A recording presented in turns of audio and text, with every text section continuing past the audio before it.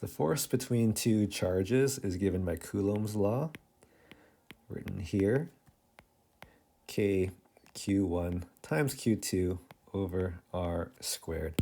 So part A asks us if the magnitude of one charge doubles, the magnitude of the other charge triples, and the distance between them quadruples. Okay, what will be the new force?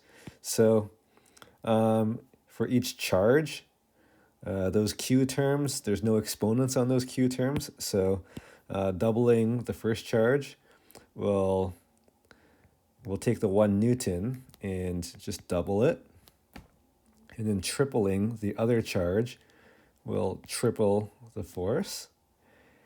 And then quadrupling the distance between them would make the force get smaller by a factor of 4 squared, because the R term is squared there. So it's basically going to be 1 Newton times 2 times 3 and then divided by 16, whatever that turns out to be.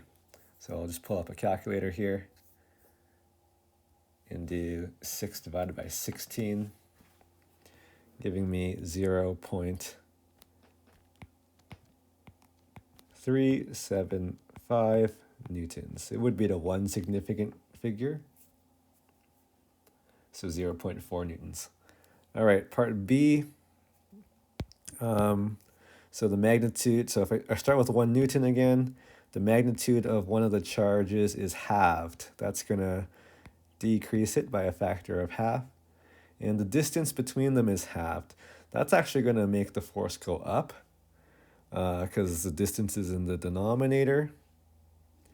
So I'm dividing by a half squared. So that's actually going to make the overall value go up. It's going to end up being equal to 2 newtons.